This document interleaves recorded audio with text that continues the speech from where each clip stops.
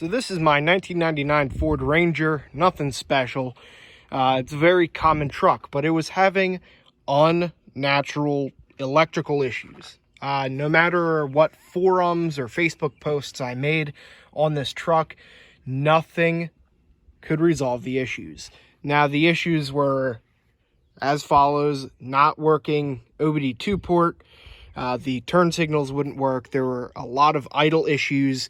For some stupid reason, there were a ton of my lights on the dash. The engine light was on, the ABS light was on, airbags, like everything was on. But no matter what I did to the actual things, I couldn't resolve the issues. One, because the OBD2 port didn't work and all that other stuff. The hazards didn't work, turn signals, etc., etc. I could go on. So there's really two things that I did to resolve this.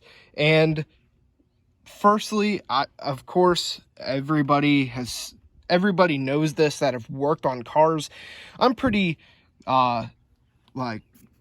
mechanically inclined, so I checked, of course, before doing anything else, I checked my fuse box.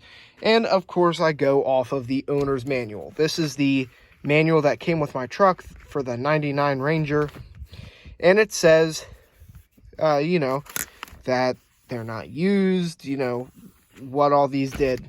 And I checked every single fuse. None of them were blown. However, let me first go the GEM. This is arguably one of the most influential pieces of your wiring system. In these older cars, the GEM, which is the generic electronic module, that controls a lot more than what people think. It controls virtually like everything. It controls the idle, it controls like your turn signals, a lot of your relays underneath the dash and all that stuff. So that's why, so when I replaced that, this is the fuse for it. I replaced the fuse for the GEM. Even though it was not blown, I replaced it. This is the one. And it still did not work. So it still did not work. There still had those electronical issues. So I took this out. I have a new fuse in there, but let me see. Where was that? Number 10. So this one right here, this is the new one I have in it. So see those little prongs? I was able to clean those prongs. There were, I guess if there was dust or some on those prongs that connect to the fuse itself. And I cleaned those prongs, and when I put the fuse back in there, everything worked. It not only idles better, but all the lights on the dash, they don't come on. The turn signals work like amazingly. The hazards work. So that's one thing that I found that was kind of stupid. So even though the fuse, even though the fuse was not blown, it could be an issue with the prongs itself on the fuse box. So I definitely recommend checking that out. Now, the most important part, this is actually kind of aggravating. My owner's manual was wrong. So this is to do the OBD2 port issue. So you see here, this is number 5, fuse number 5. And as you can see, it says not used. Okay, so that's dumb. So as you can see here, I have it unplugged. There's no fuse in it.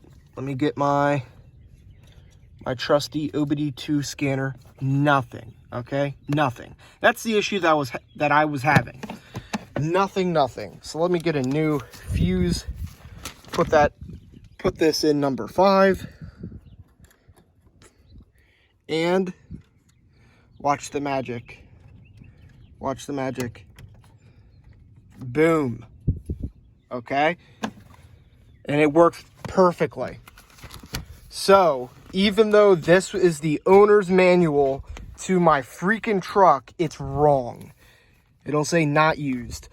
The reason I came to this conclusion, and it was, none of the forums said anything like this. As far as I know, this is the only video that shows that the owner's manual is wrong.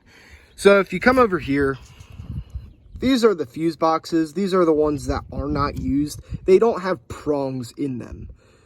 However, like ones like the prong 5, there's prong 6, prong 12. Those are not used, but they still have prongs. So it won't hurt anything if you put the fuse in there. And if they truly are not used, it won't hurt anything. But if they are used and the stupid owner's manual says they aren't, worst thing it'll do is make your truck actually work and not cause issues. So I hope this helped. This video helped. It sure did me. It sure did help me. And yeah.